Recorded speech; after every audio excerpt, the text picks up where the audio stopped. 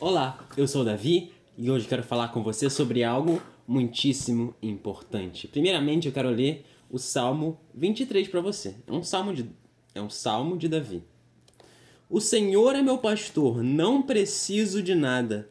Ele me faz deitar em pastagens verdejantes, leva-me para águas tranquilas, restaura minha alma.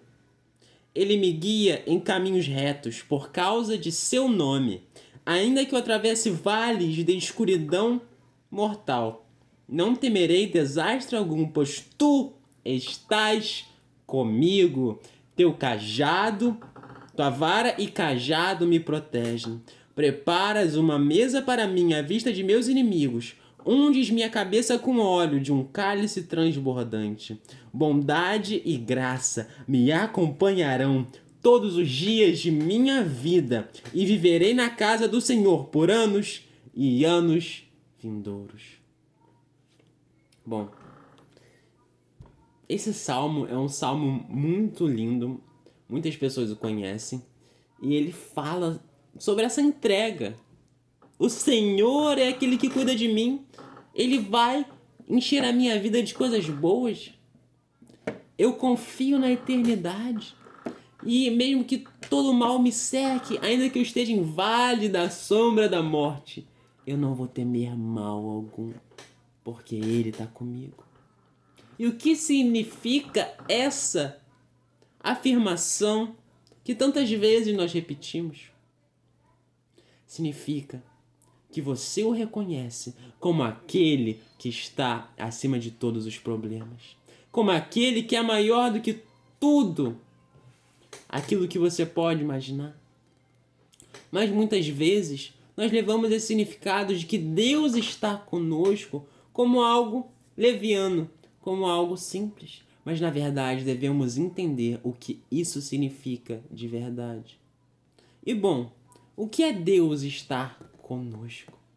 Primeiramente, a gente pode analisar a própria Torá, o que está lá escrito, né, da trajetória do povo de Israel e também dos patriarcas e das pessoas que são descritas lá as histórias, né? A gente pode ver que Deus estava com o povo de Israel de forma explícita, né? Ele até mesmo fala. E por isso ele fez grandes milagres. Levou pragas aos inimigos do seu povo. 10 grandes milagres. Guiou o povo por meio de colunas de nuvem e de fogo. Abriu o mar à frente deles, de forma que eles puderam passar, mas seus inimigos foram afogados. Eles foram sustentados no deserto porque pão veio do céu e saiu de uma rocha água que supria suas necessidades, né? E então eles receberam a palavra de Deus, eles viram Deus que desceu ele mesmo do céu sobre o monte Sinai. Eles receberam as palavras diretamente de sua boca, né? Mesmo assim eles foram infiéis, fizeram o bezerro de ouro, mas foram perdoados por ele. Então, prestes a adentrar na terra prometida, o que Deus diz? Sobe e herda a terra que eu te dou. Mas o que o povo fez? O povo temeu, mesmo que Deus estivesse com eles. O povo teve medo e não confiou. Por isso enviou espias. 10 espias, porque não confiavam, trouxeram notícias más. E aqueles que trouxeram boas notícias, esses foram vistos como inimigos e eles tinham raiva deles, né? O povo. Porque o povo confiou que aquilo que a promessa de Deus não iria ser completa, né? A gente pode crer em algo ou crer em outra coisa. A gente pode crer que Deus vai cumprir as suas palavras ou crer que ele não vai cumprir. Crer que ele está conosco ou crer que ele não está conosco. E o povo creu errado. Faltou-lhe a fé verdadeira de que Deus faria cumprir a sua palavra. E eles tiveram todas as provas disso. Eles estavam sendo alimentados pelo pão do céu. né? O pão que descia do céu todo dia, eles estavam ali. Exceto no Shabat, né? Mas sexta-feira era a porção dobrada. Né? Então a gente vê aquele povo não tinha por que ele temer daquela forma. Deus nunca o decepcionou. Antes, Deus o perdoou por causa de um pecado tão grande como o bezerro de ouro.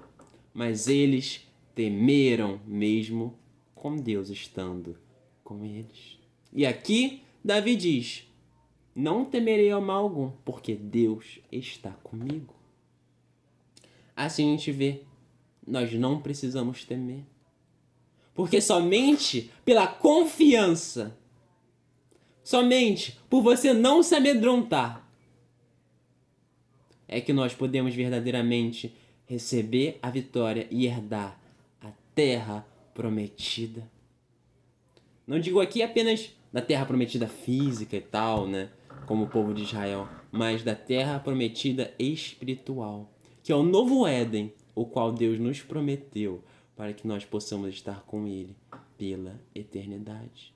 Por isso é preciso fé completa, de que Ele já fez tudo o necessário, pois tudo foi consumado no madeiro.